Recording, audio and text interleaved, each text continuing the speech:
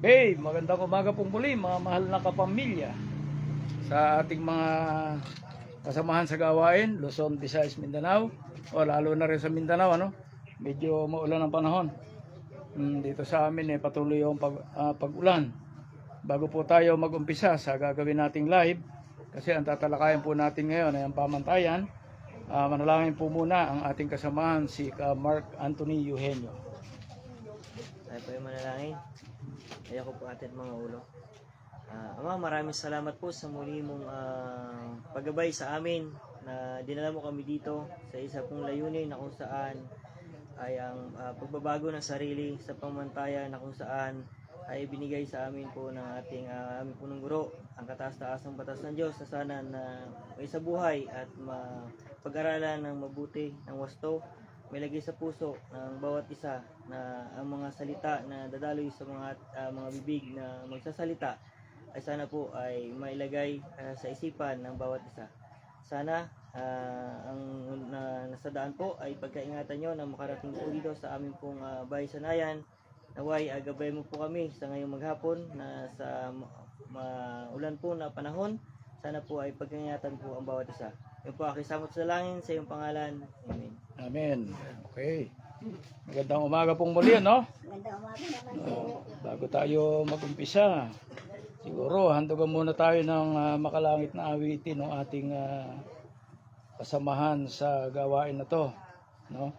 Yung awitin na siguro mas maganda yung ano na lang, huwaran, no? Yung ating huwaran, ika nga. Kasi maganda yung makita natin na talagang ang gawain pong ito ay mayroong huwaran, no? Medyo maingay yung ating aso,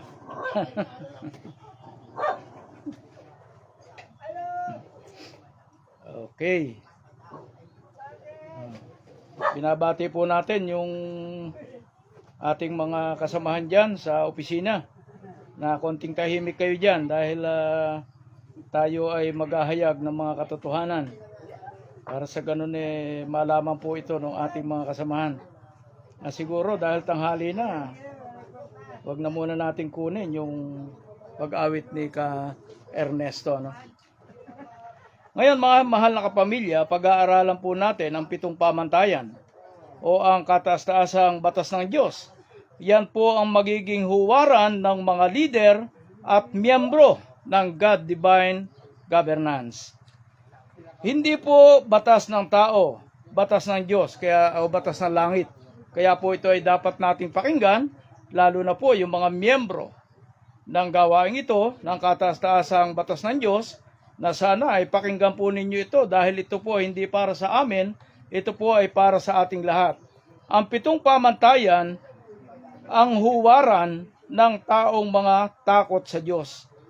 Ang 7 pamantayan po, ibig sabihin, ito po yung huwaran ng taong may takot sa Diyos. O sino po ba yung may mga takot sa Diyos? Siyempre, yung tumutupad ng gawain ito. Number 1, may tamang pagkilala sa Diyos. Yan po ang una doon sa 7 pamantayan. Ito po ang pundasyon ng lahat.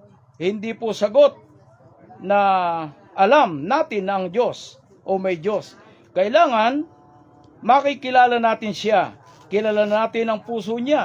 Kilala natin ang kalooban niya. Kilala natin ang pamantayan niya. Paano po natin makikilala? Ang leader na walang tamang pagkilala sa Diyos, maliligaw ang miyembro, walang tamang pagkilala, madaling matukso. Ibig sabihin po, ang leader, kailangan meron siyang pagkilala sa ating Panginoon Diyos. Dahil ang miyembro na walang pagkilala, yan ay madaling matukso. Madali pong matukso ang mga miyembro. Kaya kailangan ang pundasyon po rito ay tayo pong mga leader. Di po ba, Ka Anthony, no? Kuya Bilo, natural lang na ang leader ay talagang maging huwaran para mga miyembro ay makuha natin sila na tamang pag-uugali, hindi sila maligaw. Saan po makikita yan? Baka akala nyo, nagkukwentuhan lang kami rito, no? Ito po ang ilang talata na babasahin namin sa inyo.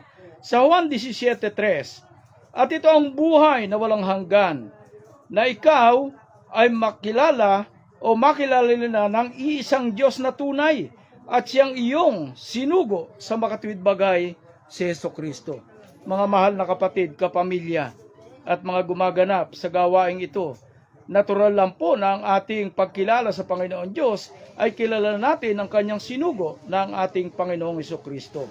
Sa ibang talata naman sa Oseas, sa stress, at ang kaluwalhatian, tayo'y magpatuloy upang makilala ang Panginoon. O ibig sabihin, magpatuloy pala tayo. Hindi po kailangan na tumigil ang gawaing ito. Bakit po? Kailangan magpatuloy para lalo nating makilala ang ating Panginoon Diyos.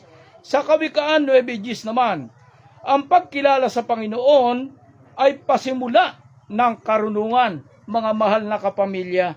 Kung hindi mo pala kilala ang Panginoon Diyos, mawawala sa iyo ang karunungan. Samantalang kung makikilala mo siya, yung tamang pagkilala sa Panginoon Diyos, ay magkakaroon tayo ng karunungan. Kaya nga po, hindi naman sa inaangat natin yung ating mga sarili, lalo sa magumaganap, ba't natin nakilala ang God Divine Governance? Bakit nakita ang 7 pamantayan? Sa makatuwid, pinaparunong po tayo ng Panginoon Diyos. Ito po ang hamon tanong sa ating mga gumaganap sa gawaing ito. Kilala ko ba talaga? Opo Kilala ko ba talaga ang Diyos? O alam ko lang na may pangalan niya? Tayo po ang hinahamon sa tanong na yan. Kilala niyo ba talaga ang Diyos? O alam niyo lang ang pangalan niya?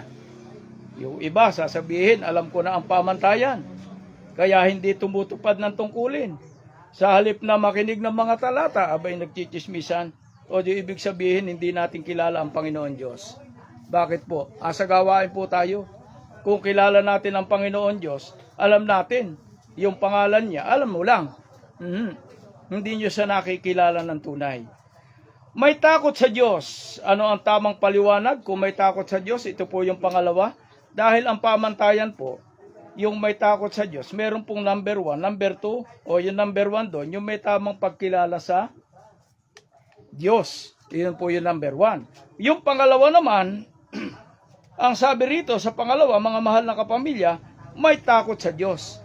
Ibig sabihin, yung dalawang yan, na may takot sa Diyos, nakikilala natin ang Diyos. Ano po ang tama riyan na paliwanag? Ang lahat, ang takot sa Diyos, hindi po takot sa parusa. Putulin ko sandali. Ano ang sabi? Ang takot sa Diyos hindi takot sa parusa. Takot po na makasakit at makapagluksa sa Kanya. Tingnan niyo po Hindi pala dapat matakot ang mga gumaganap sa gawaing ito. Hindi dapat matakot sa Diyos. Hindi siya dapat matakot sa parusa. Matakot siya na makasakit at makapagluksa. Kaya nga po rito, sinuulit-ulit ko doon sa mga gumaganap ng God Divine Governance. Matakot tayo sa ating kapwa na magkaroon ng kasakitan sa kanila. Dahil dito, hindi tayo gagawa ng katiwalian. Hindi tayo magnanakaw sa kaban. Hindi tayo magsisinungaling sa bayan. Kaya nga po yung mga nanunungkulan, ito po ay para sa inyo. Ang dapat natin gawin, hindi tayo gagawa ng katiwalian. Hindi tayo magnanakaw sa kaban. Lalong hindi tayo magsisinungaling sa bayan. Kung dito pa lang sa gawain natin, kaya nga inuulit-ulit ko, na gustong-gusto ko talaga na mabago po ang mga miyembro, mga leader ng gawaing ito. Meron pong ilang mga talata akong babasahin sa inyo na patutuo na ito dapat natin gawin at hindi natin dapat gawin. Sa Ecclesiastes, kahirap basahin 12:13. Ito ang wakas ng bagay. Lahat ay naririnig. Ikaw ay matatakot o ikaw ay matakot sa Diyos at sundin mo ang Kanyang mga utos. Nagagawa na po kaya ng mga miyembro na mga kapanalig natin sa pananampalataya? Nagkakaroon kaya sila ng lahat na ikanan naririnig? Ikaw kaya ay natatakot sa Diyos at sundin mo ang Kanyang mga utos? Yan po ang mga tanong sa atin. Ito pa yung isang talata patungkol doon sa Kawikaan 16:6. Sa pamamagitan ng kaawaan at katotohanan, ang kasamaan ay nalulubos, at sa pamamagitan ng pagkatakot sa Panginoon ay humihiwalay ang mga tao sa kasamaan. Wag na nating ilabas Dito na lang sa loob ng gawain. Ang tanong ko po riyan, yung talatang binasa ko na Kawikaan 16:6, sa pamamagitan sa kaawaan ng kaawaan at katotohanan, ang kasamaan ay nalulubos. At sa pamamagitan ng pagkatakot sa Panginoon ay humihiwalay ang mga tao sa kasamaan. Nakahiwalay na po ba tayo? Sana, bagamat hindi pa tayo nakakahiwalay, ay gawin na po natin ito na magkaroon ng pagkahiwalay. Pangatlo, may pag-ibig sa bayan at kapwa. Ito po yan. Ito po ay para sa pagkilala pa rin sa ating Panginoon Diyos. Ano po ang tamang paliwanag? Ang pag-ibig sa Diyos, patunay na may pag-ibig sa tao. O, kita nyo na? Hindi po basta sinabi nyo, kilala ko ang Diyos. Meron pong proseso. Meron dapat sundin. Ang sabi rito sa pangatlo, may pag-ibig sa bayan at kapwa. Ang pag-ibig sa Diyos, patutunayan sa pag-ibig sa tao. Ang tunay na leader, nagsisilbi. Ang tunay na miyembro, nagmamalasakit. Walang iwanan, walang lamangan. Mga mahal na kapamilya, tayo mga leader, ang tanong, nagsisilbi ba tayo? Ang tanong sa mga miyembro, nagmamahalan ba? Walang iwanan, walang lamangan. Mga mahal na kapamilya, kung ito'y inyong pakikinggan, lalo na sa may gawain lang ito, ay palagay ko matitimo ito sa inyong mga puso't isipan. Ano po ang tamang talata na nakalagay dyan? Na iyan ay patutuo, na tayo dapat mga leader nagsisilbi. Ang tunay na miyembro naman ay nagmamalasakit. Walang iwanan. Ito po yan. Makikita po natin sa Marcos 12:20 o 12:30 hanggang 31. Ibigin mo ang Panginoon mong Diyos. Ibigin mo ang iyong kapwa na gaya ng iyong sarili. Mga mahal na kapamilya, Biblia po nagsabi, hindi po gawa-gawa ni Kapernan. Sa Juan 13:35 naman, sa ganito ay magkikilala o mga kikilala ng lahat ng mga tao na kayo ay aking mga alagad kung kayo ay may pag-ibig sa isa't isa. Mga mahal na kapamilya, sa ganito kay makikilala ng lahat ng mga tao na kayo ay aking mga alagad kung kayo ay may pag-ibig sa isa't isa. Makikilala po ba natin ang isa't isa? Di po ba? Dali lang, may natawag. Medyo may pasensya na po at medyo may nag-aapure yatang tumawag. Ano? Uy, ano ba yan? Tuloy lang po tayo. Bagamat mayroong maingay doon sa aking cellphone, no? Hindi ko naman pwedeng patayin yung aking internet dahil mawawala po yan pagka ano. Ngayon, doon po sa talata na binabanggit dito na ibigin mo ang Panginoon mong Diyos, ibigin mo ang iyong kapwa, na gaya ng iyong sarili. Iyan po yung tamang may pagkilala sa Diyos. Sa Juan naman 13:35, sa ganito mga kakilala ng lahat ng mga tao na kayo ay aking mga alagad. Ibig sabihin, yun po ang tama na pagkilala sa Diyos. Kung kayo may pag-ibig sa isa't isa. No? Ano ba naman kulit nito?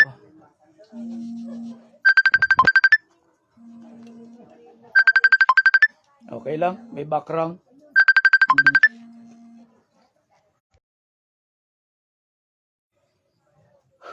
Okay, diretso lang po tayo. Number 4, tamang pagkilala pa rin sa Diyos. May katapatan at katotohanan. Opo, yan po ang sinabi rito na may pang-apat. Oo ay oo. Yan po ang tamang paliwanag. Oo ay oo, hindi ay hindi. Sa maliit na bagay, sa malaking bagay, tapat yan po ang magpapanubalik ng tiwala ng tao sa gobyerno. Kaya nga po ang sabi, kung may katapatan, at katotohanan, ang tamang paliwanag po ay oo at ay oo. No? Hindi ay hindi. Sa maliit na bagay, sa malaking bagay, tapat yan. O yan po ang magpapanubalik ng tiwala ng tao sa gobyerno. Okay? Anong talata po natin makikita sa Kawikaan 12:22? Ang mga sinungaling na labi ay kasuklam-suklam sa Panginoon. Putulin ko sandali. Bakit ganun? Ang sinungaling pala na labi, Kuya Chris, kasuklam-suklam sa Panginoon. Di ba? Kaya dapat tayo mga leader, huwag tayong gagawa ng kasinungalingan. Ngunit ang magsisigawa eka ng katotohanan ay kanyang kaluluguran. Kita niyo yung talata, Ka Anthony? Ang mga sinungaling na labi eka ay kasuklam-suklam sa Panginoon. Ngunit ang kasinungalingan naman eka ay katotohanan, ay kanyang kinaluguran. Doon sa gawain po natin, andito ka na sa loob ng pamantayan, huwag ka na magsumbong ng mali. Kailangan po ay katotohanan, no? Sa Lucas 16:10, ito naman ang sinabi, ang mapagtapat sa kaunting bagay ay mapagtapat din naman sa marami. Ibig sabihin pala, kung mapagtapat ka sa kaunti, mapagtapat ka rin sa marami. Ay napakaano ng talata ng Biblia, kabilo. Bakit to? Abay, kung ikaw pala ay magsisinungaling ng maliit, parang ganun na rin yung ginawa mo, di ba? O dahil sabi, kung maging tapat ka sa maliit, abay, magiging tapat ka rin eka sa marami. Ito pa, yung para sa tamang pagkilala sa Diyos. May disiplina at pagsunod. O, pakinggan po nating mabuti. No? Yung may disiplina at pagsunod. Saan na ba tayo? Ito yan. Ang batas hindi pipili para sa lahat. Ang leader, nauunang sumunod. Ang miyembro, sumusunod ng kusa. Walang padrino system. Walang palakasan. Ito po, pati sa gobyerno natin, damay na po ito. Bakit to? Ang sabi, may disiplina at pagsunod. Ang tamang paliwanag diyan, Ka Anthony. Ang batas, hindi pipili para sa lahat. Ang leader, nauuna na sumunod. Kaya sa gobyerno natin, dapat na mauna. Doon sa pahayag dito, may kasipagan at paninindigan para makilala mo ang Panginoon Diyos, Kuya Chris, no? Hindi po tamad ang lingkod ng Diyos. Ay lingkod tayo ng Diyos Kaya ang sabi rito, gising na, maaga, trabaho ng buong puso, hindi umaasa sa ayuda lang. Kaya kayo mga kapamilya, lahat ng nanunood, huwag nating asahan ng ayuda. Hindi eka umaasa lang sa ayuda. Trabaho ng buong puso. Paninindigan ang tama kahit mahirap. Makikita po yan. Baka sabihin nyo, ginawa ko na naman. May talata po yan. Kawikaan 22:29. Nakakita ka ba ng taong matyaga sa kanyang gawain? Siya ay tatayo sa harap ng mga hari. Abay, matindi pala Ka Anthony, no? Tatayo pala tayo sa harap ng mga hari. Bakit? Matyaga Yan ang sinasabi sa kawikaan Sa Colosas 3:23, ano mang inyong ginagawa, ay gawin ninyo sa buong puso na gaya ng sa Panginoon at hindi sa mga tao. Kaya sabi ko nga sa inyo, taga-gawain sa loob ng pamantayan, huwag sundin ang tao na nalilihis sa gawain ng Panginoon Diyos. Kahit anong ranggo ng isang general sa gawain ito, kung mali ang itinuturo, hindi dapat sundin. Bakit? Ang dapat sundin ay ang Panginoon. Kaya ako, hindi pwede sa akin Anthony, bakit? Abay, kung lalabagin mo ang Panginoon Diyos, hindi pwede. Kaya nga minsan, naano ko ang Edward, bagamat alam kong matataas, ay kung mali yung gawain, na hindi nila inano ang ating guro, binigyan ng importansya dahil siya yung may hawak nito, ay nagkakaroon ng pagkakagulo-gulo. Kaya nga ang sabi sa Colosas, ano mang inyong ginagawa, ay gawin ninyo sa buong puso na gaya ng sa Panginoon at hindi sa mga tao. Number 7, doon pa rin po tayo, hindi pa tayo makaalis doon sa may tamang pagkilala sa Panginoon Diyos. May pagkakaisa sa Diyos at sa kapwa leader. Kita nyo? Dapat may pagkakaisa sa Diyos at kapwa leader. Kaya doon pumapasok yung sinasabi namin ng mga nakaraang live ko na hindi dapat magkawatak-watak, hindi dapat yung magkaroon ng pagalingan. Bakit po? Ang tamang paliwanag, iisang puso, iisang direksyon, iisang Diyos. Pag nagkaisang leader at miyembro, walang makakatalo sa God divine governance. Sino pa ang tatalo sa atin? Nagkakaisa tayo.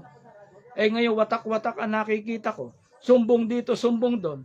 Parating dito, parating doon. Walang magaganap sa God Divine Governments na matuloy. Yung mga dating kasamahan, malamang mawala, magpalit ng bago. Yung mga masisipag, gaya ni Bishop Summit, bukas ang kakausapin niya, 1,000 ang iahayag ay ang pamantayan. Bishop po yan. Tumawag sa akin, ngayon lang. Sabi niya, Kapernan, ang ganda ng tinatalakay. Tayong mga tagaloob, mula sa mga leader, miyembro, ilan-ilan lang po ang tumutupad. O gaya ngayon, sa gawain dito, ilan lang ang mga nakikita ko dito sa loob ng pamantayan. Asaan yung iba? Sa halip na makinig ng mga salita ng Diyos, walang ginagawa, kundi magmukmok sa bahay. Napakahalaga po ng mensahe ng Panginoon Diyos. Huwag niyo kakong tingnan si Kapernan. Bakit pinatalino tayo? Kaloob po ng Panginoon Diyos. Yung binasa ko po na yan, na pampito, na dapat magkaisa. Diyos at kapwa leader. Ito po yung talata. Sa awit, 133:1. Narito, pagkabuti at pagkaligaya sa mga magkakapatid na magsitahang magkakasama sa pagkakaisa. Tingnan niyo po, talagang kailangan ng pagkakaisa. Dahil sinabi sa awit yan, na kailangan magsitahan na magkakasama sa pagkakaisa. Nagkakaisa po ba tayo kung kanya-kanya ng turo? Sa Juan 17:21, upang silang lahat ay maging isa, na gaya mo, Ama, sa akin at ako'y sa iyo. Dapat nating gawing huwaran. Yung sinasabi riyan sa Juan 17:21. Ano ang pangwakas? Ang 7 pamantayan. Hindi po ito checklist. Ito po ay buhay. Huwag niyo itong gawing laro. Pag isinabuhay natin ito, tayo po ang magiging patunay na kaya ng Pilipinas magbago. Sa Diyos ang batas. Sa Diyos ang huwaran. Sa Diyos ang lahat. Sa Diyos ang bansa. Tandaan po natin ito. Pagka tayo nagkaroon ng pagkakaisa. Ang pamantayan number 2, may tamang pagkilala sa sarili bilang taong ganap. Marami akong nakita rito. Sa 1 taon at kalahati, tatayo sa harap, ipapaliwanag, may tamang pagkilala sa Diyos. Pero walang makitang talata na tama. Walang talatang angkop. Ngayon, nakakilala tayo ng scientist. Napakahusay sa gawain ng Panginoon Diyos. Alam niya ang 7 pamantayan. Yan po ang ibinigay sa atin. Sabi niya sa akin, hindi ako ang kausap mo, kundi ito'y kaloob ng Diyos. Dumadaloy lang sa atin ito bilang katawan ni Kristo. Ito po yung pamantayan number 2. May tamang pagkilala sa sarili bilang taong ganap. Ano ang paliwanag diyan, mahal na kapatid, mahal na kapamilya? Bago natin baguhin ang bansa, kailangan muna nating baguhin ang pagtingin natin sa sarili. Huwag niyo sabihin, Kapernan, ito ka kasi. Ako, hindi ko aaminin ganito ako. Bakit? Anong sabi doon? Bago natin baguhin ang bansa, kailangan muna natin baguhin ang pagtingin natin sa sarili. Taong ganap, ibig sabihin, number 1, alam mong nilikha ka ng Diyos na may layunin. Number 2, alam mong may dignidad ka kasi kawawis ka ng Diyos. O kamukha pala tayo ng Panginoon Diyos. Sila ang may sabi niyan. Number 3, alam mong may responsibilidad ka. Hindi ka umaasa lang. At number 4, alam mo may kapangyarihan ka kay Kristo para tumayo at mamuno. Kaya nga po ang ginawa ko ngayon, marami na po akong pinasahan ng tamang pagkilos o tamang pagbigkas sa pamantayan para doon tumimo sa ating mga puso ang gawain pong ito. Kaya nga po sabi ko sa iba, humiling lang po kayo at bibigyan ko kayo ng mga talata.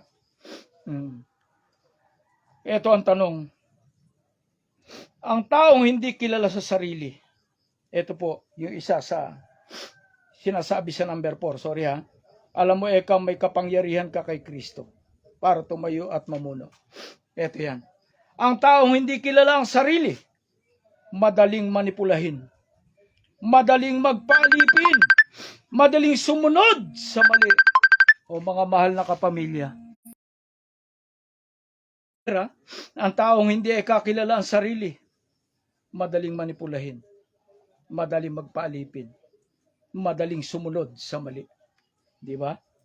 Pero ang taong ganap, may paninindigan, may direksyon, at karapat-dapat mamuno sa God-divine governance.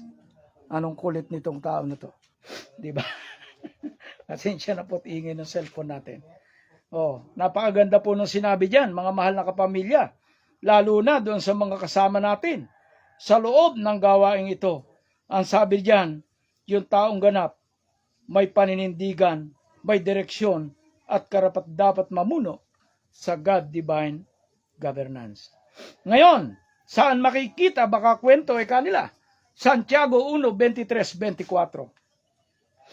Sapagkat kung ang sino man ay tagapakinig ng salita at hindi tagatupad, ay katulad siya ng isang tao na tinitingnan ang kanyang talagang mukha sa salamin, sapagkat minamasdan niya ang kanyang sarili at siya'y umaalis at pagdakay nalilimutan kung ano siya.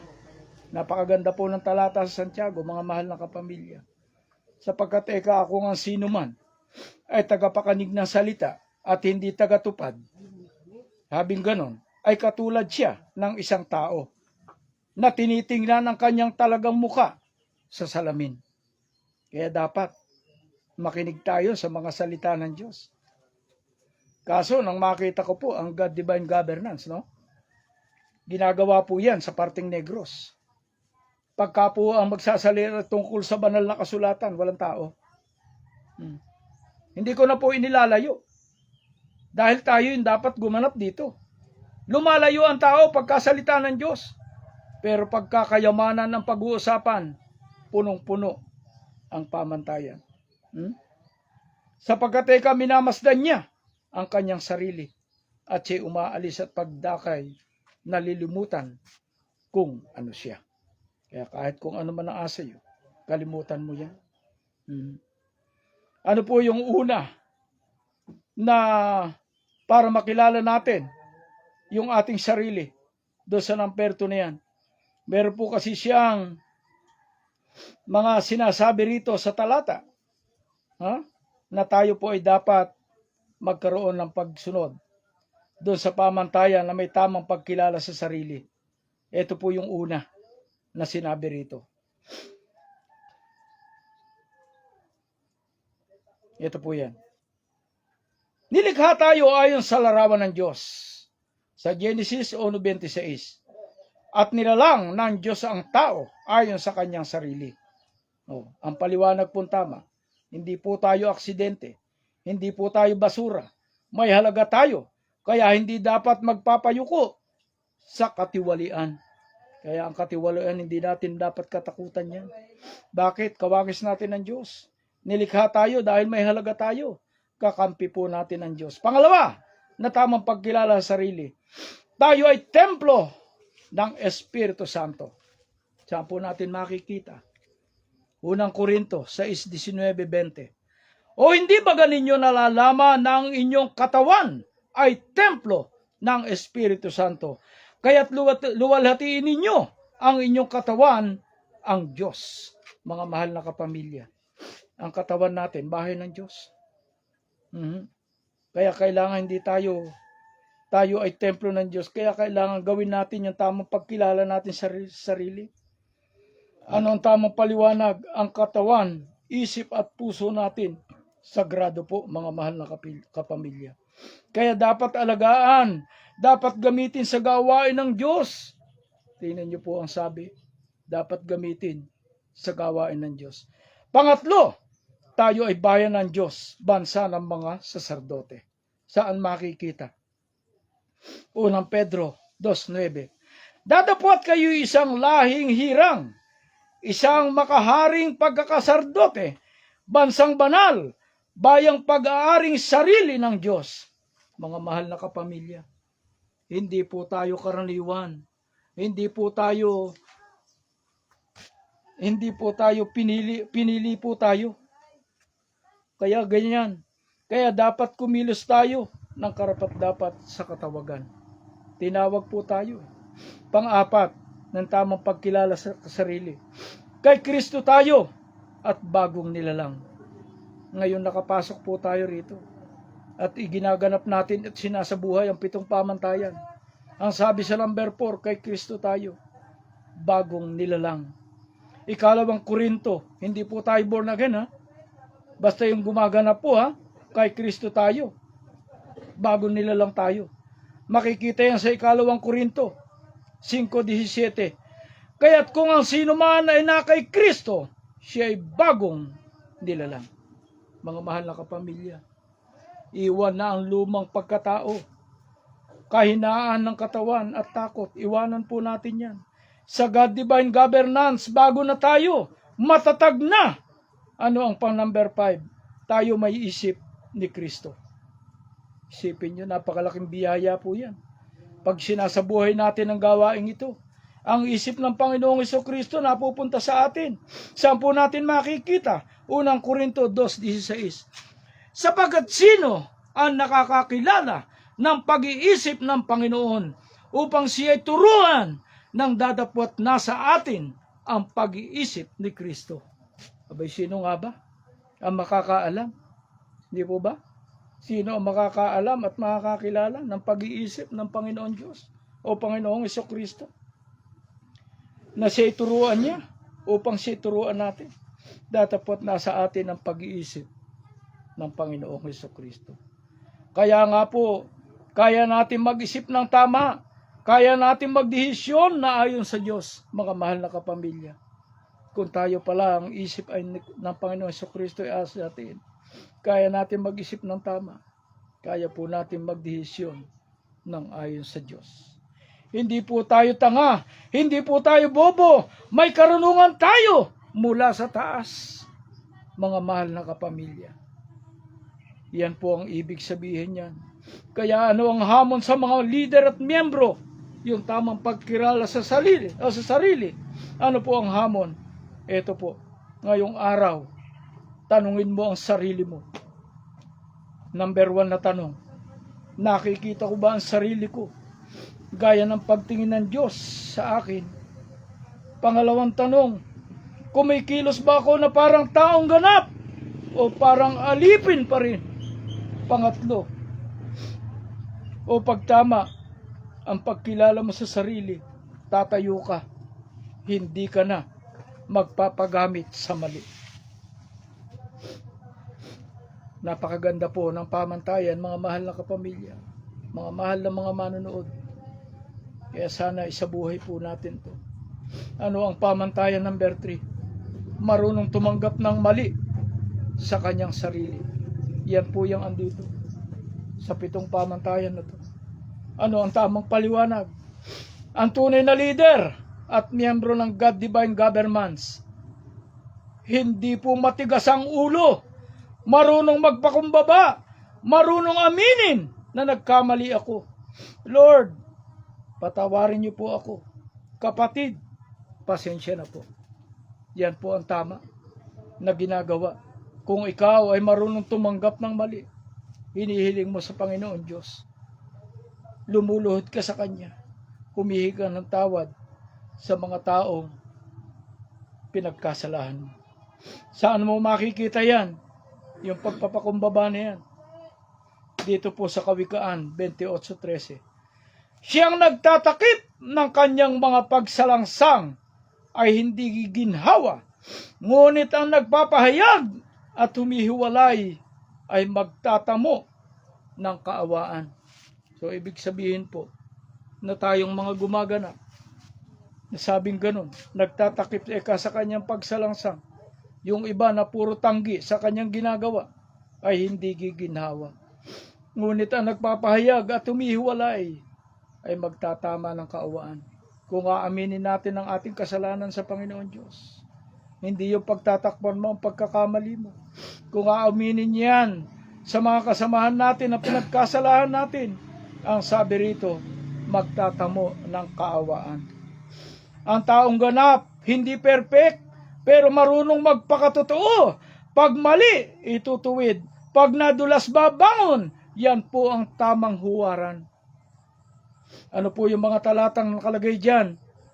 Na yan na may patotoo. Ito po, ang pagpapakumbaba, ang daan sa pagpapatawad. Saan natin makikita? Sa unang Juan 1:9. Kung ipinahahayag natin ang ating mga kasalanan, ay tapat at banal. Siya na tayo'y patatawarin sa ating mga kasalanan. At tayo'y lilinisin sa lahat ng kalikuan, mga mahal na kapamilya, mga mahal na kasamahan ko. Ang sabi riyan, yung tamang pagpapakumbaba, ang kailangan po ng isang leader o miyembro ng God Divine Governance. Ano po yan? Pag inamin nating linisin ng Diyos, pag tinago natin, mabubulok lang. Kaya ang tama po rin ay aminin natin. Bakit po? Dahil pag itatago natin yung ating mali, mabubulok eka. Pangalawa, ang Diyos kalaban ng mapagmataas. Kaya nga ito yung sinasabi ko. Maging sa mga leader at mga miyembro, hindi ka dapat magmataas. Bakit po? Ang Diyos kalaban ng mapagmataas. Hindi po dapat, mga mahal na kapamilya. Saan po natin makikita? Santiago 4:6. Datapot siya ay nagbibigay ng lalong biyaya. Kaya't sinasabi niya, ang Diyos ay sumasalangsang sa mga palalo. Datapot nagbibigay ng biyaya sa mga mapagpakumbaba. Hindi tayo dapat magmataas. Opo. Kailangan natin magpakumbaba. Huwag nating sabihin na mataas ang ranggo natin. Kailangan po nating yumuko. Kailangan natin tanggapin kung tayo po ang nagkamali. Bakit po? Sa God Divine Governance, walang palusot, walang hindi ko kasalanan yan. Yan po ang dapat gawin ng mga miyembro ng God Divine Governance. Wala ekang palusot, walang hindi ko kasalanan yan. Walang pagtanggi, walang pagsabi na ang dito kasi ganito, ganito. Wala po yun. Yan po ay isang kasalanan. Ang biyaya, nasa mga marunong yumuko. Pansinin niyo po yun. Ang biyaya eka, nasa mga marunong yumuko. Hindi naman po sa pagyayabang. Abay ako po hindi nauubusan. Bakit po? Dala-dala natin yung pagpapakumbaba. Magpakita po tayo ng halimbawa na dapat tayong yumuko at magpakumbaba. Ito po, si David. Sa awit 51:3-4. Sapagat kinikilala ko ang aking mga pagsalangsang at ang aking kasalanan ay laging nasa harap ko laban sa iyo lamang ako nagkasala. Tingnan niyo po yan, Haring David. Ano ang sinabi niya? Kinikilala niya yung kanyang mga pagsalangsang o pagkakamali. At ang aking kasalanan, laging nasa harap ko eka. Ang kanyang kasalanan ay laging nasa harap. Laban sa iyo lamang ako eka nagkasala. Ano ang paliwanag ni Haring David? Si Haring David, pero nung nagkamali, lumuhod, umiyak, nagsisi. Yan po ang leader. Hindi nagtuturo lang. Marunong ding ituwid ang sarili. Kaya sa ating mga leader, dapat po nating gawin yan. Aminin natin ang ating pagkakamali. Dahil may Diyos po tayo. Kaya nga po sabi ko rin sa iba, yung nakasagutan ko, sabi ko, pasensya ka na. Nagkamali ako. Kahit alam kong tama, hindi pwede. Dahil utos eh. Utos po ng Diyos yan. Kaya tingnan niyo yung ating guro. Pagka napapalabis, humihingi agad ng tawad. Sa ating mga miyembro. Anong sabi ng guro? Pasensya na po kayo. Pagod na po yan. Kaya yung pagkakamali, inaamin. Tayo, naamin na po ba natin? Ito pa, yung panlima. Ang pagsisisi po, nagbubunga ng pagbabago. Mga mahal na kapamilya. Ito po yung pagpapakumbaba. Yung pagsisisi ka, nagbubunga ng pagbabago. Saan natin makikita? 2 Korinto 7:10. Sapagkat ang kalumbayang o kalumbayang mula sa Diyos ay gumagawa ng pagsisisi sa ikililigtas ng hindi ikinalulugod o ikinalulungkot. Tingnan niyo po, sabi niya, sapagkat ika ang kalumbayan, sa amin yung lumbay lungkot mula sa Diyos ay gumagawa ng pagsisisi sa ikaliligtas naman ng hindi ikinalulungkot. Tingnan niyo. Hindi po drama ang pagsisisi. Hindi drama ang pagluha. Nagbabago po talaga. Yan po ang patunay na tunay ang pagkilala natin sa ating sarili. Ano ang hamon para sa mga leader at miyembro? Ngayong araw, mag-self-check po tayo. Number 1, may nagawa po akong mali ngayon linggo na hindi ko pa inaamin. Dapat po riyan, hinihiling yan. Pangalawa, may nasaktan ba ako na dapat kong hingian ng tawad? Ang lakas ng God Divine Governance nasa pagpapakumbaba po, hindi sa pagiging perfect. Huwag nating laging iangat ang ating sarili. Sasabihin nyo, ako dati manginginom, ngayon hindi na. Ang inaangat mo riyan ay ang dyablo. Bagkus sundin nyo po yung naaayon sa banal na kasulatan. Ngayon naman po ang pang-apat, marunong magpakumbaba bilang taong ganap o bilang ganap na tao. Pamantayan sa marunong magpakumbaba bilang ganap na tao. Ano ang paliwanag? Bago ko siya ipaliwanag, kapatid, kapamilya. Magkaiba po ang number 3 at number 4. Ang number 3, marunong tumanggap ng mali. Ang number 4, marunong magpakumbaba kahit walang kang mali. Yan po yung number 4. Tatanggapin mo kahit wala kang mali. Magpapakumbaba ka pa rin. Utos po yan. Ganap na tao, pero mapagpakumbaba. Ibig sabihin, may alam, pero hindi mayabang. May posisyon, pero hindi naglilingkod. May karapatan, pero hindi inuuna ang iba. Yun po ang ganap na tao. Mapagpakumbaba. Ibig sabihin, may alam, pero hindi mayabang. May posisyon, pero hindi naglilingkod. May karapatan, pero inuuna ang iba. Kaya po ba natin? Di ba ba?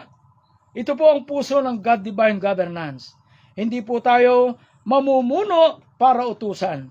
Mamumuno po tayo para maglingkod. Saan makikita? Mateo 20:26. Ang sino mang ibig na maging dakila sa inyo ay magiging lingkod ninyo. O ibig sabihin, tama yung sinabi ko kanina sa talata sa Mateo 20:26. Ang sino mang ibig eka ng maging dakila sa inyo ay magiging lingkod ninyo. Yung ibang leader, dahil sila ang leader, hindi naglilingkod sa tao. Bakit po? Sila ang pinaglilingkuran. Mali po. Bakit ba? Bakit po mali? Dahil lang sabi, yung ibig na maging dakila sa inyo ay magiging lingkod ninyo. Ganun po yan. Ang mapagmakumbaba, yan po ang pinagkakatiwalaan ng Diyos ng hiwaga at ng bansa. O ibig sabihin pala, kung tayo ay mapagpakumbaba, ito ang pagkakatiwalaan ng Diyos ng hiwaga. Kaya nga po pinag-aaralan natin yung hiwaga. Marami ang nagsasabi, ako'y nakaakyat sa langit, ako'y galing sa langit, ako'y bumaba. Kung totoo ang sinabi mo, gaya nung kasamahan ko rito, na pabalik-balik ng langit, na sinasabi niya nung ako may asa Aurora, asaan siya ngayon? Asa gawain ba? Kung nakaakyat ka na ng langit, hindi ka mang iiwan. Bakit mo? Ang sabi nga, kung yan ang tunay, sabing ganon, pinagkakatiwalaan ng Diyos ng hiwaga at ng bansa. Ang halimbawa natin si Jesus. Sa Pilipos 2:5-8. Magkaroon kayo ng inyong pag-iisip na ito'y na kay Kristo Jesus din, na siya'y bagamat nasa inyong Diyos o na inyong Diyos, ay hindi niya inaring isang bagay na nararapat panangnan ang pagkakapantay niya sa Diyos. Kung bagkus, hinubad niya ito at ngayoy alipin. Tingnan niyo po ang ating Panginoong Hesukristo. Di ba? Magkaroon kayo sa inyo ng pag-iisip na ito'y na kay Kristo Jesus din naman. Na siya bagamat nasa anyong Diyos ay hindi niya inaring isang bagay na nararapat panangan ang pagkapantay niya sa Diyos, kundi bagkus hinubad niya at nagpaalipin. Di po ba? Ano ang tamang paliwanag? Diyos na nagpakababa pa, hari na naghugas ng mga paa. Kung siya nagpakumbaba, tayo pa kaya, mga mahal na kapamilya? Pangalawa, ang Diyos itinataas ang mapagpakumbaba. Itataas po tayo niya. Saan makikita? Santiago 4:10. Magpakababa kayo sa harapan ng Panginoon at Kanyang itataas kayo. Kaya kailangan po natin sundin. Napakadaling sundin na magpakumbaba. Sabi nga, kahit wala kang kasalanan, huwag mong sisihin ang tao, magpakababa pa rin dahil utos. Huwag mong sabihin ganito ang ginagawa nila. Huwag. Magpakababa po para makamit natin ang gawain ito. Ito pa, unang Pedro 5:6. Magpakababa nga kayo sa ilalim ng makapangyarihang kamay ng Diyos upang kayo'y Kanyang itaas sa kapanahunan. Hintayin natin yung pagtaas ng Panginoon Diyos. Ano ang tamang paliwanag? Hindi po tayo ang magtataas sa sarili. Ang Diyos po, sa maiksing paliwanag. Hindi tayo. Pag nagpakumbaba tayo, siya ang gagawa ng paraan para tayo ay itaas. Pangatlo, ang pagpapakumbaba nagdudulot ng karunungan. Ito po yung kanina. Pero ito pa rin yung sa ngayon. Kaya sabi nga ng tagapagturo, magkaiba po yan. Yung 3 at 4. Kawikaan 11:2. Pagka dumarating ang kapalaluan, ay dumarating din naman ang kahihiyan. Ngunit nasa pagpapakumbaba ang karunungan. Kaya pala hindi ka dapat na sumagot o lumaban. Kahit sa iyo yung mali. Bakit po? Dahil na nagpapakumbaba ka, magpapakumbaba. Karunungan. Kaya dapat baw ka lang ng baw eh. Diba Kuya Bilo? Kahit inaalipusta ka, sasabihin ganito ka, ay down ka lang. Pakumbaba lang tayo. Bakit? Ang mapagpakumbaba may karunungan. Dati wala po akong alam sa gawain ito. Pero pinatalino po tayo ng Diyos. Kahit sino pong mga pastor ang labanan ko sa debate, hindi po mananalo. Dahil tunay ang ginagawa ko. Tunay ang pagpapakumbaba ko. Ang leader na mapagpakumbaba, nakikinig, natututo, lumalago, ang nagmamataas, sarado na, wala nang matututunan. Tandaan niyo po yan. Sila po ang may sabi niyan. Ang tagapagturo. Ano ang sabi? Ang leader na mapagpakumbaba, nakikinig, natututo, lumalago. Lumago po ba ang bawat chapter? Ang mapagmataas, sarado na, wala nang matututunan. Number 4, mag-isip ng mababa tungkol sa sarili. Saan po natin makikita yan? Yung pang-apat, na mag-isip ng mababa tungkol sa sarili, sa Roma 12:3. Ay huwag mag-isip ng higit sa nararapat na siya isipin, kundi mag-isip na may kanahinahunan. Biblia po may sabi. Hindi po ibig sabihin na wala tayong kwenta. Ibig sabihin, alam natin kung sino tayo kay Kristo at alam natin kung sino ang Diyos. Kaya hindi tayo nagyayabang. Yan po ang dapat, mga mahal na kapamilya. Yan ang tamang paliwanag doon sa Roma 12:3. Huwag mag-isip eka ng higit sa nararapat. Number 5, ang bunga ng pagpapakumbaba, pagkakaisa po yan. Sila po ang may sabi, hindi ko ginawa ito. Saan po nakikita? Yung ang bunga ikaw ng pagpapakumbaba ay pagkakaisa sa Efeso 4:2. Nang kayo'y magpakumbaba, lubos at magpakaamo na may pagpapahinuhod na mga tiisan sa isa't isa sa pag-ibig. Ano po ang sabi? Pag mayabang ang leader, magkakagulo. Pag mapagpakumbaba, magkakaisa, magtutulungan. Wala po tayong tinutumbok dito.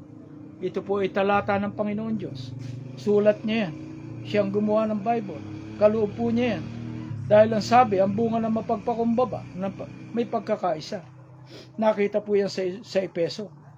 Di po ba? Na kayo'y magpakumbabae ka. Lubos. Hindi yung pakumbabang kungwari. Lubos. Ka rito eh. At magpakasama at magpakaamo na may pagpapahinuhod. Na magpagtiisan sa isa't isa. Mangagtiisan tayo kung ano mang kahirapan. Mangagtiisan sa isa't isa sa pag-ibig. Ano ang paliwanag doon? Ang sabi nga, pag mayabang ang leader, magkakagulo. Pag mapagpakumbaba, magkakaisa, magtutulungan. Sa mga leader natin sa pamahalaan, kanya-kanyang payabangan, kaya nagkakagulo.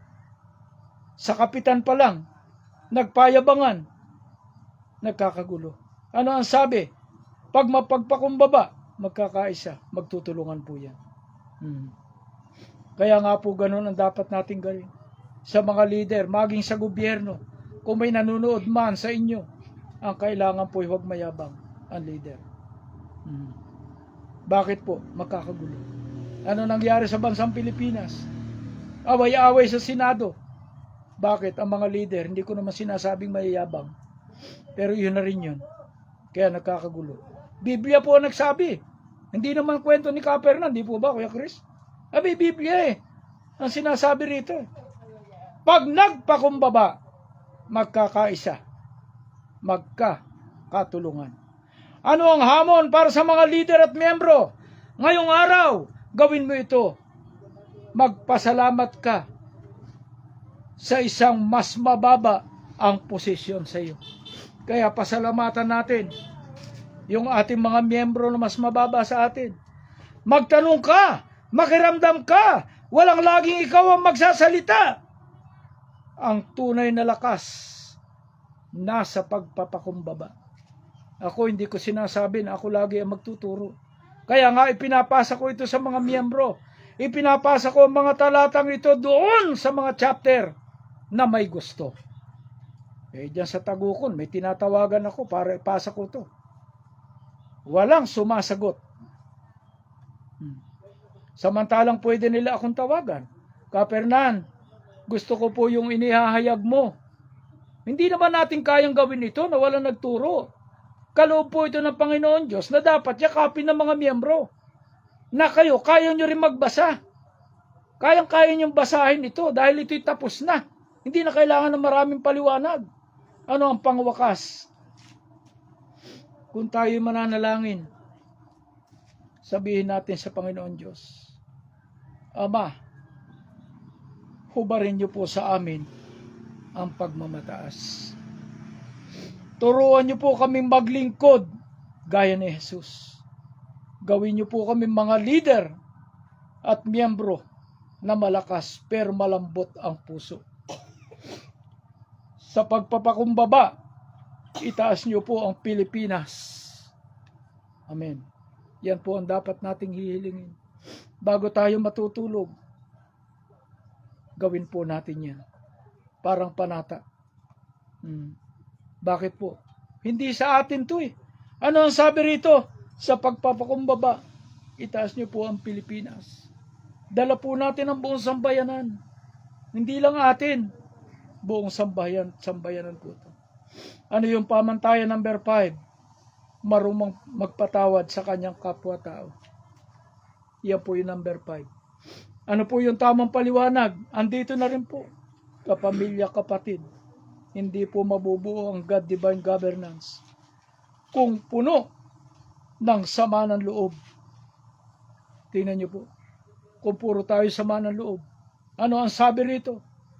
kapatid, kapamilya, hindi po mabubuo ang God-divine governance kung puno ng sama ng loob. Iyan po yung pamantayan, marunong magpatawad. Nakakaluha. Bakit? Karamihan sa mga leader, puro sama ng loob ang naririnig ko. Ang pagpapatawad, ang pandikit ng pagkakaisa, ang pagpapatawad, ang patunay na totoong nagbago tayo. Asan po ang pagpapatawad? Kung puro hinaing ang pinararating sa iba't ibang chapter, wala pong mangyayari sa atin. Dahil ang sabi, hindi mabubuo kung hindi marunong magpatawad. Hindi po ako nagsasalita dyan. Ang pagpapatawad, ang Diyos, para pagpalain tayo ng Diyos at ng bayan. Kaya kailangan natin ang pagpapatawad. Tandaan po natin, ang ganap na tao, nasasaktan din. Pero pinipili pa rin niya magpatawad. Hindi po mahina ang nagpapatawad. Pinakamatapang po yan. Kasi pinili niyang bitawan ang galit para sa kapayapaan. Saan po natin makikita? Baka akala nyo, nag-emotion ako. Sa Kolosas 3:13. Magtiisan kayo sa isa't isa at magpatawaran kayo sa isa't isa. Kung ang sino man ay may isumbong laban sa kanya o sa kanino man, na kung paanong pinatawad kayo ng Panginoon, ay gayon din naman ang inyong gawin. Biblia po nagsasalita. Kaya yung sumbong ng sumbong, wala pong kwenta. Sinasabi ko na mahina ka. Marami tayong leader. Puro kasamaan ng kasamahan ang sinasabi. Ano ang sabi sa Kolosas? Magtiisan na kayo sa isa't isa. Magpatawaran kayo sa isa't isa. Kung ang sino man ay may sinumbong o may sumbong laban sa kanino man, na kung paano pinapatawad kayo ng Panginoon, ay gayon din naman ang inyong gawin. Ang tagal-tagal na natin nag-aaral ang pamantayan, lalo na yung mga nauna. Pero ano nangyayari? Sa pamunuan natin, may mga baganyan. Sa Palawan, kung saan chapter, ang daming sumbong sa guro. Ang sabi sa talata, sundin natin yan. Hindi dapat magsumbong. Bagkus magpatawaran na po tayo. Bakit po? Ito po yung mga ilang talata pa tungkol diyan. Ang pamantayan po ng Diyos sa pagpapatawad. Ito po yung una. Mateo 6:14-15. Sapagkat kung ipatawad ninyo sa mga tao ang kanilang mga kasalanan, ay patatawarin din naman kayo ng inyong Ama sa langit. Datapot kung hindi ninyo ipatawad sa mga tao ang kanilang mga kasalanan, ay hindi rin naman kayo patatawarin ng inyong Ama sa inyong mga kasalanan. Mga mahal na kapamilya, nakakalungkot, no? Ito po yung paliwanag dyan sa binasa kong talata. Seryoso po ito, ang pagpapatawad natin sa kapwa, konektado sa pagpapatawad ng Diyos sa atin. Pangalawa, na halimbawa, si Jesus sa krus. Lucas 23:34. At sinabi ni Jesus, Ama, patawarin niyo sila, sapagkat hindi nila nalalaman ang kanilang ginagawa, nang ipako siya sa krus. Ano ang sabi? Habang pinapako, nagpapatawad pa. Yan po ang huwaran ng leader. Kahit siniraan, kahit binetray, nagpapatawad pa rin. Ako po bilang tagapagsalita, ang daming nanira, pero binaliwala ko po yan. Iniluha ko yan. Ang pagluha sa banal na kasulatan. Hindi po yung karwagan. Yan po ay may gantimpala. Number 3, ang pagpapatawad, nagpapagaling.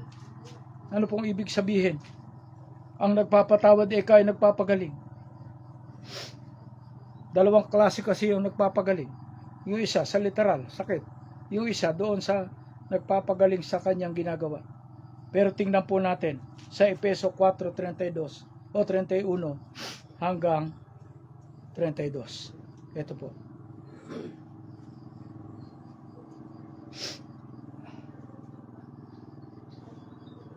Ito po yan.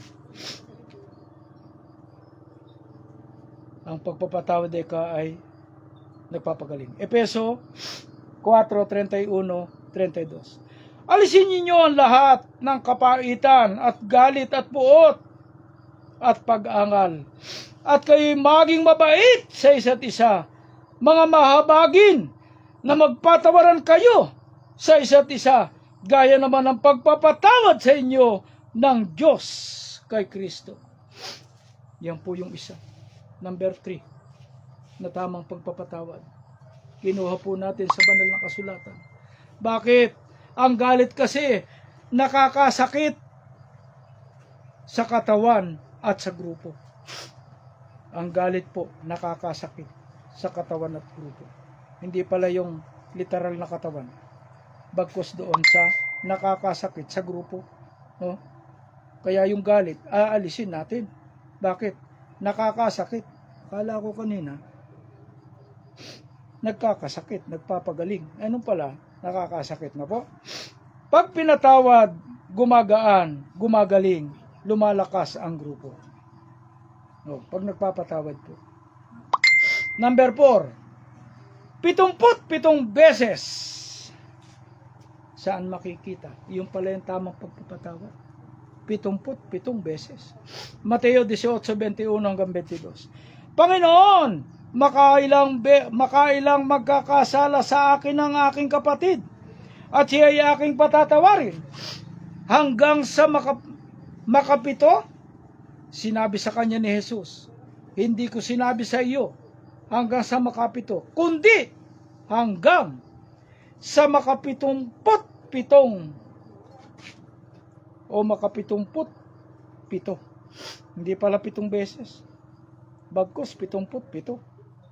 Walang limit ang pagpapatawad sa divine governance. Walang isang beses lang. Paulit-ulit tayong magpapatawad. Ganun po pala yan. Number 5, ang pagpapatawad, nagpapatibay ng bansa. Tingnan nyo po, hindi lang atin ang ginagawa natin, mga kapamilya. Hindi po ito kay Kapernan lang. Hindi po tayo nagyayabang sa pagla-live natin. Kailangan pong mahayag ito. Lalo na yung mga taga-kasamahan natin sa labas. Saan po natin makikita na ang pagpapatawad, pagpapatibay ng bansa? Kawikaan 17:9. Ang nagtatakip ng pagsalansang ay umahanap ng pag-ibig, ngunit siyang umuulit ng usapin ay naghihiwalay ng magkakaibigan. Kaya nga po dapat dito, wala yung siraan, wala yung sumbungan. Bakit po? Dahil ang pagsalansang nagtatakip, humahanap ng pag-ibig, ngunit siyang umuulit ng usapin ay naghihiwalay naman ng magkakaibigan. Pag laging binabalikan ang nakaraan, hindi uunlad ang grupo. Takpan natin ang pag-ibig, patawarin ang magpatuloy. Napakaganda po ng mga talata. Ano ang hamon sa mga lider at miyembro? Ngayong araw, isulat mo ang pangalan ng taong kailangan mo patawarin. Ipinalangin mo siya. At kung kaya, kausapin mo ng mahinahon. Palayain mo ang puso mo para makalaya din ang gawain ng Diyos sa iyo. Mga mahal na kapamilya, nakapakahusay po na nagtuturo sa atin. Hindi ko kayang ihana ito kung si Kapernan lang. Kaya nga ang sabi ng iba, Kapernan, nagtatayo ka ba ng iglesia mo? Hindi po. Gawain po namin ito sa pamantayan bilang isang taong huwaran. Bakit po gaya nitong hamon na to sa mga leader at miyembro? Ang sabi, ngayong araw isulat mo eka, yung pangalan ng taong kailangan mong patawarin. Ipinalangin mo siya at kung kaya kausapin mo ng mahinahon. Palayain mo ang puso mo para makalaya din naman ang gawain ng Diyos sa iyo. Mga mahal na kapamilya, ang pamantayan ng verse 6, lilipat po tayo. Huwag po kayong mag-alala mga manonood, matatapos na tayo. Mapagmahal sa kanyang kapwa, ito po yung pang-anim. Kapatid, ito po ang puso ng lahat ng pamantayan. Kung wala ang pag-ibig, wala ang pagsaysay ng lahat. Saan makikita sa unang Korinto 13:1? Kung ako'y magsalita sa mga wika ng mga tao at ng mga anghel, dadapot wala akong pag-ibig, ay ako'y naging tansong tumutunog o batingaw na umaalingaw-ngaw. Ano po ang sabi doon? Sa unang Korinto, kung ako ay magsalita ng mga wika ng mga tao at ang mga anghel, dadapot wala akong pag-ibig, ay ako'y naging tansong tumutunog o bumabatingaw na umaalingaw-ngaw. Mapagmahal, ibig sabihin, number 1, nagsisilbi, hindi nagpapaserbisyo. Pangalawa, nagmamalasakit sa mahihirap, sa naliligaw, sa napapagod. Hindi namimili, leader man o miyembro, kapwa pa rin. Ang ibig sabihin, ang magpapatunay sa mundo na totoo ang God-divine governance. Hindi po ang Republika ng Pilipinas. Bakit po? Biblia po nagsabi. Saan natin makikita na magpapatunay sa mundo ng totoo ang God-divine governance? Sa 1:13-35. Sa ganito'y mga kilala ng lahat ng mga tao, lahat po yan na kayo ay aking mga alagad kung kayo may pag-ibig sa isa't isa. Makikita po rin sa Juan yung sinabi ko kanina, 13:35. Sa ganito nga kayo mga kilala sa isa't isa, lahat ng mga tao na kayo ay aking mga alagad kung kayo'y may pag-ibig sa isa't isa. Ang tunay na pagbabago ng bansa magsisimula sa pag-ibig sa kapwa.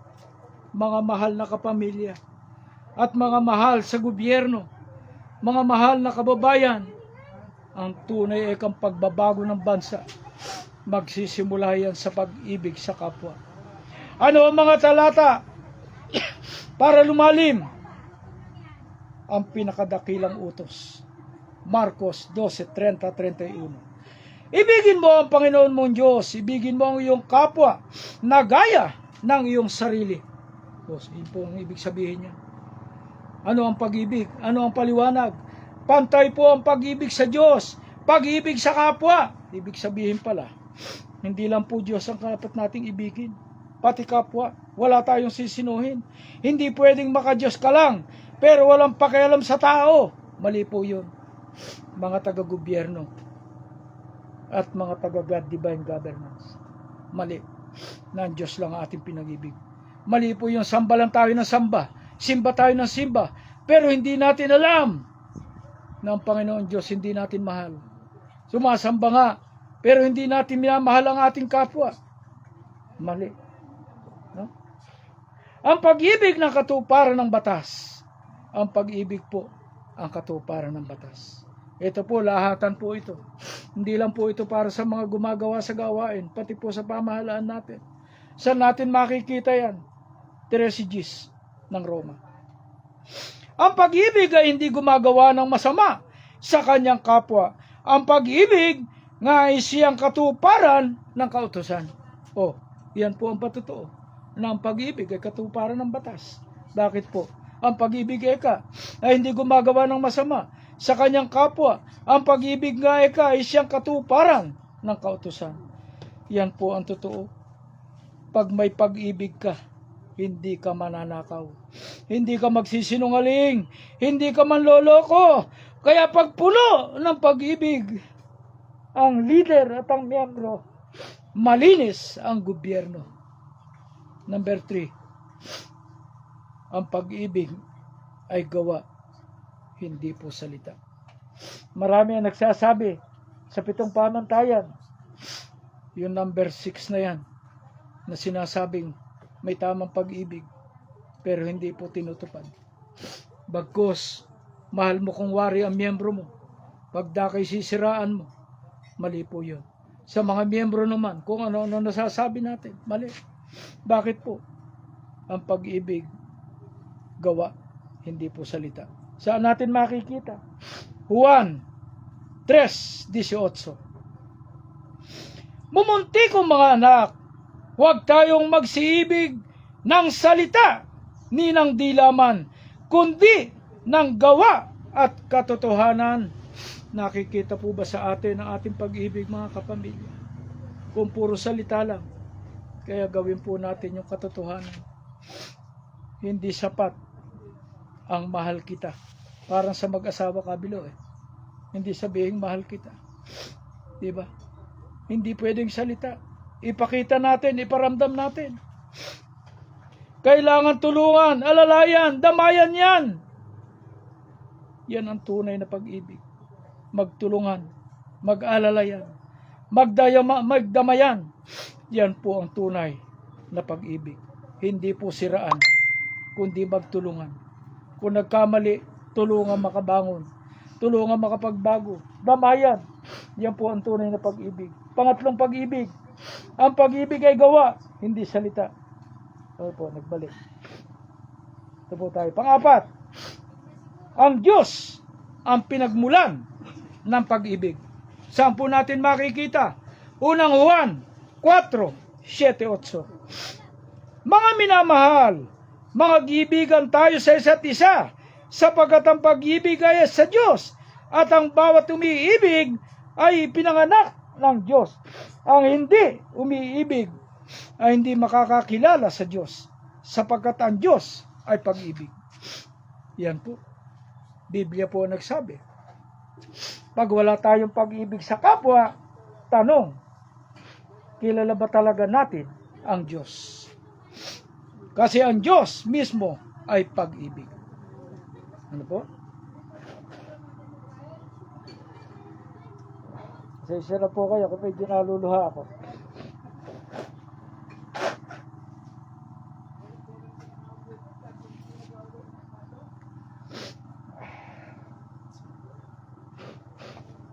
Ang pag-ibig po, nagtatakip ng maraming kasalanan.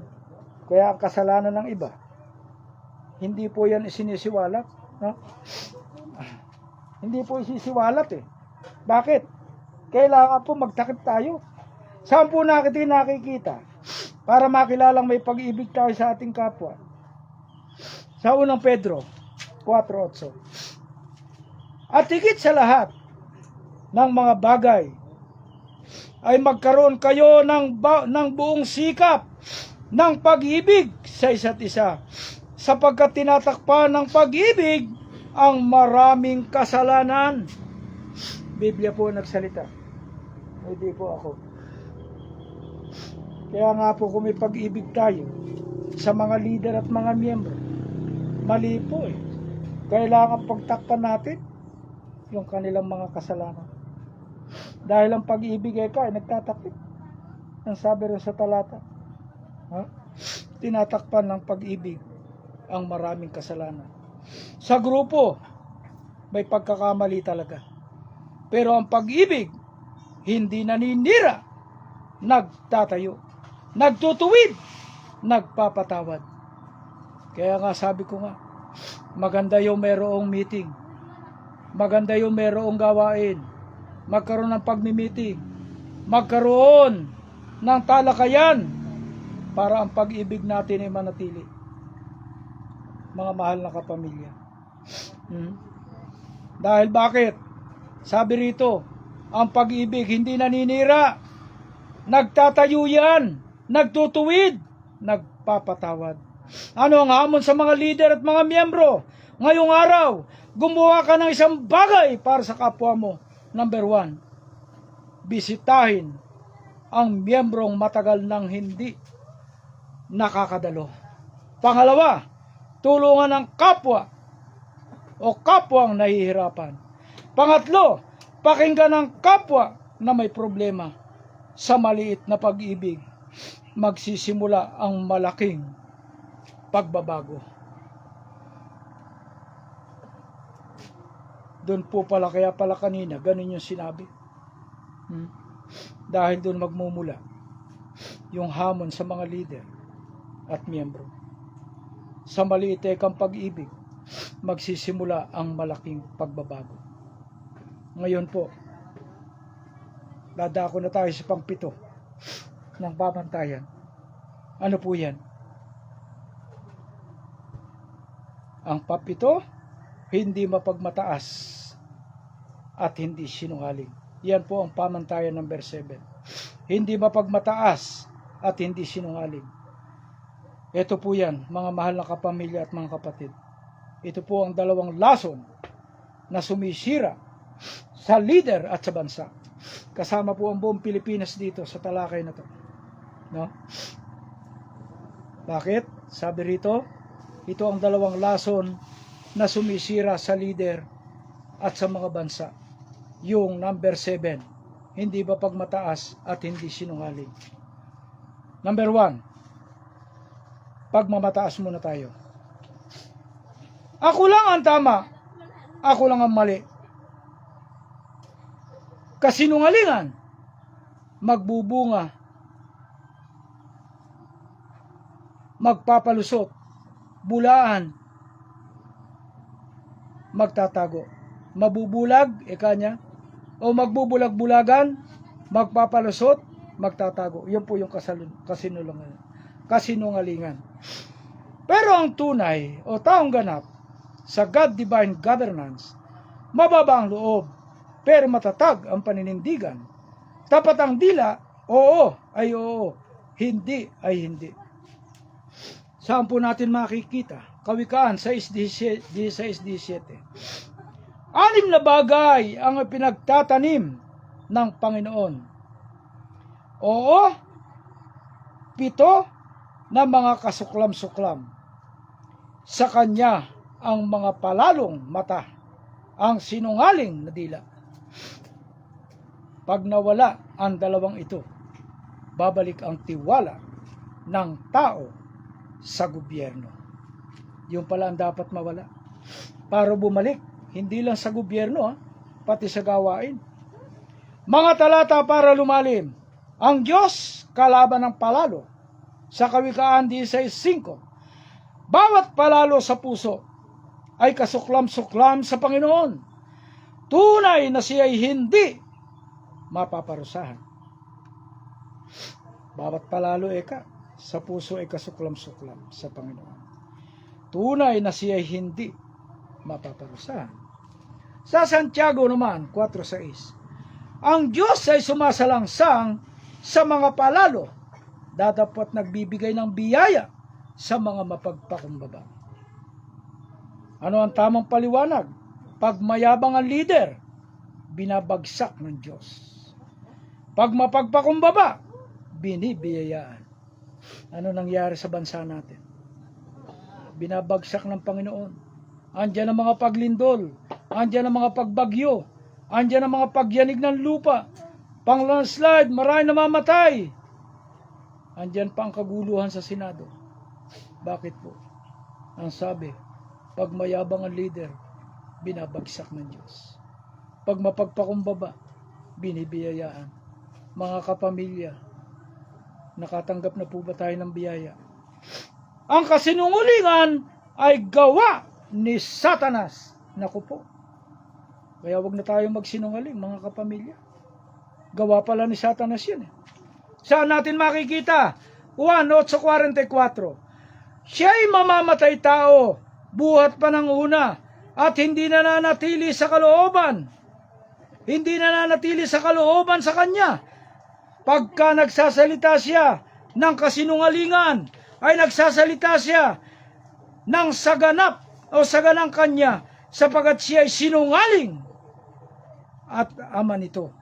O, kay Satanas pala yun. Ama niya pala si Satanas. Bakit po? Siya ay mamamatay tao.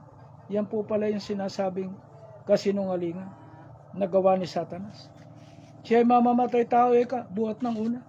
At hindi nananatili sa katotohanan, sapagkat walang katotohanan sa kanya.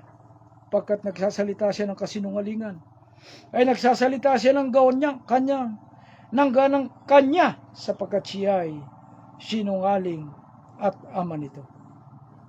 Ang sinungaling anak ng dyablo, ang tapat anak ng Diyos. Kaya sa God divine governance, bawal ang palusot. Number 3, ang katotohanan ang magpapalaya. Kaya dapat hindi tayo sinungaling, dahil ang katotohanan ay ang magpapalaya. Saan natin makikita yan? 1:8-32. At iyong makikilala ang katotohanan, at ang katotohanan ay magpapalayo sa inyo. Mga mahal na kapamilya, inyo ekang makikilala ang katotohanan.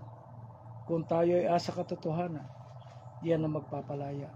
Sa Efeso 4:25, kaya nga, pagkatabi ninyo ang kasinungalingan at magsalita ang bawat isa ng katotohanan sa kanyang kapwa.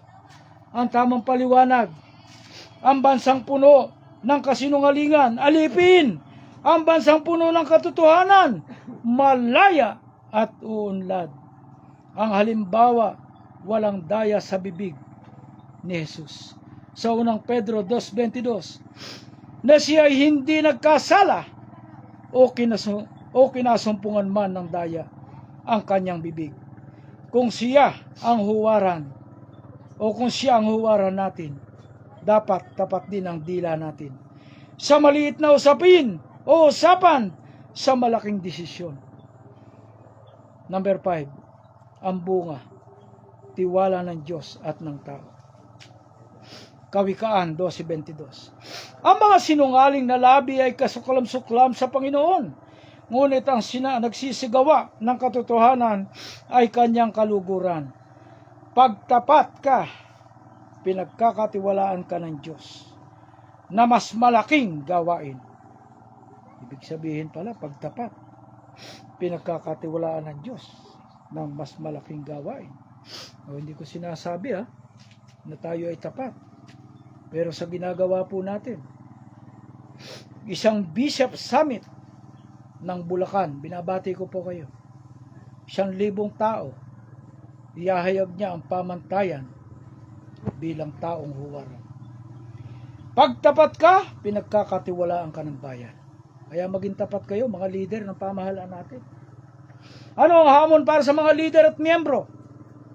Self-check ulit. Ngayong gabi, mayabang ba ako ngayong linggo? Nagmamataas ba ako sa kapwa? May sinabi ba akong, pangalawa, may sinabi ba akong hindi totoo? Kahit maliit lang, ituwid natin. Mapatawad at magsimula ulit ng malinis. Ano yung pagwakas na panalangin sa 7 pamantayan? Sabihin natin, Ama, salamat po sa 7 pamantayan. Gawin niyo po kaming, ito yung number 1 na hilingin natin, may tamang pagkilala sa inyo. Pangalawa, may tamang pagkilala sa sarili. Yan ang dapat nating hilingin. Number 3, marunong tumanggap ng mali. Marunong magpakumbaba. Marunong magpatawad. Number 5. Number 6, mapagmahal sa kapwa. At number 7, hindi mapagmataas at hindi sinungaling. Gamitin niyo po kami para sa tunay na pagbabago ng Pilipinas. Sa inyo po ang lahat.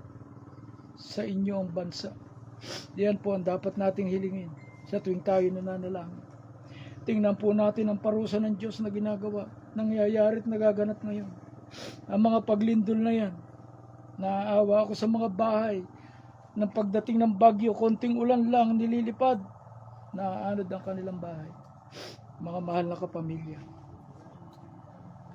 Mensahe po ang yakapin natin. Hindi po si Kapernaum. Kung may mga marurunong po na magbasa, hingi lang po kayo sa akin ng mga talata. Kahit ano pong gusto ninyong gawin. Tungkol sa mag-asawa, may talata po yan. May isang leksyon po yan. Tungkol sa mga babae na dapat pasakop sa mga asawa nila, may leksyon po yan. 30 to 40 minutes. Tapos yan. Sa mga lalaki naman, na hindi nila itinuturing na asawa ang kanilang kapamilya o kanilang asawa, may mga leksyon po. Pwede nyo po akong personal na i-text sa aking FB accounts. O kaya, i-download nyo po yung ating YouTube channel.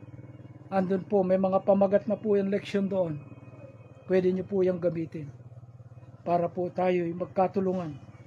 Para makamit natin ang ginhawa. Dahil ang biyaya po andyan lang.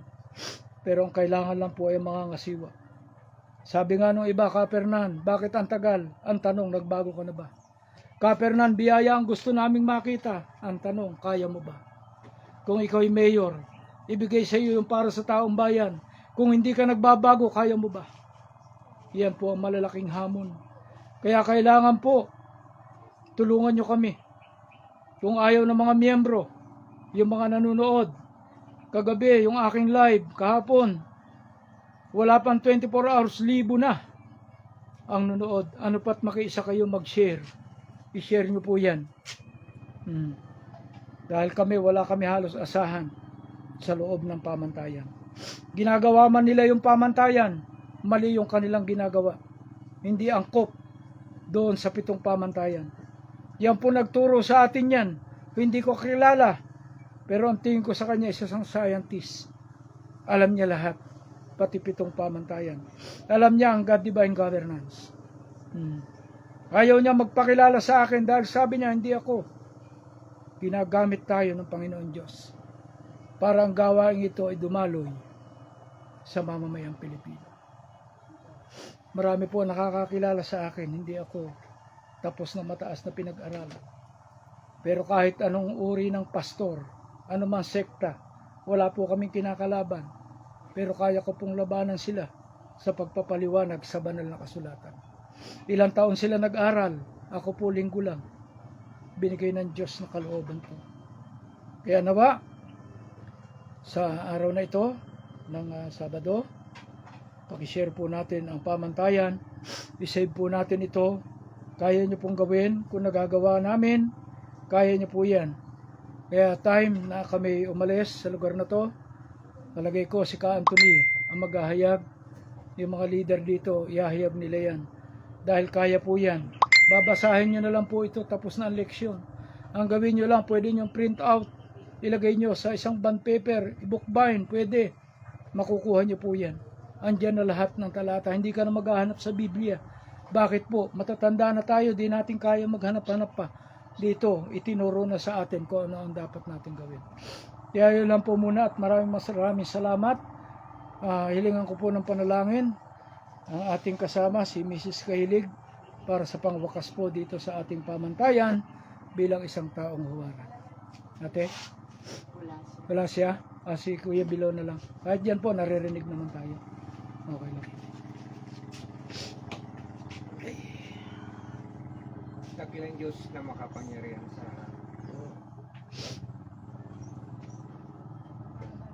lubos kami naniniwala sa iyo, Panginoon. Opo.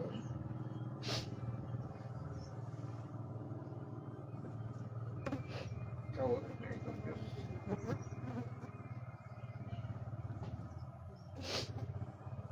Sapagkat damang-dama namin, Panginoon, ang iyong banal na Espiritu. Amen. Napakasakit, Panginoon, na ang iyong salita, Panginoon, ay hindi namin tanggapin. Kung bukas, Panginoon, ang aming mga puso, nariyan ka, Panginoon, sa aming kalagitnaan. Amen. Lord, dinadalangin ko sa oras na ito, Panginoon, Hiniling namin, Panginoon, ang iyong banal na Espiritu na siya, Panginoon, gabay sa bawat isa sa amin. Amen. Na kami, Panginoon, ay magkaisa sa lugar na ito. Bagkus, Panginoon, magkaroon kami ng pagpakumbabang loob sa bawat isa sa amin. Na magpatawaran ang bawat isa sa amin, Panginoon. Una sa lahat, Panginoon, dinadalangin ko sa iyo. Naway bigyan mo, Panginoon, ng lakas loob ang aming guro. Na siya, Panginoon, ang tunay na iyong binigyan ng karapatan. Na upang kami, Panginoon, ay pangunahan sa lahat ito. Lord, dinadalangin namin sa oras na ito, Panginoon. Ikaw po ang bawat isa sa amin, Panginoon, na gumabay. Dinadalangin namin, Panginoon, na ang lahat ng nakinig ng iyong banal na salita, sana'y pumasok sa kanilang puso't isipan na itanim, Panginoon, ang mga salitang yaon, na sana sa aming araw-araw na pamumuhay, ikaw, Lord, ang siyang aming tingnan. Gabayan mo kami, Panginoon, sa oras-oras. At lalo tigit, Panginoon, sa oras na ito, dinadalangin namin sa iyo. Lubos kami nagpapasalamat sa kagandahang loob na ibinigay mo sa amin at sa mga nagsalita ng iyong banal na salita, Panginoon. Sana'y bigyan mo pa, Panginoon, ng mataas na kapangyarihan na mapagpaliwanag ng mga iyong salita, Panginoon, na kami ay bumago at magkaisa sa loob na ito ng aming bahay sa nayan. Napakabuti mo, Diyos, sa bawat isa sa amin. Salamat po sa tanghaling ito sapagkat ikaw ang Diyos na naggabay sa amin ng iyong banal na Espiritu at inaasahan namin, Panginoon, na ikaw po ang mag-ingat at umaasa kami na ikaw lamang, Diyos, ang aming sambahin at sa Espiritu katotohanan. Salamat po at pinabalik namin ang iyong pagpasalamat sa iyo sa pangalan ni Jesus. Amen. Maraming salamat po, Idol. At maraming salamat po sa mga nanood sa ating live. Paki-share po natin ito.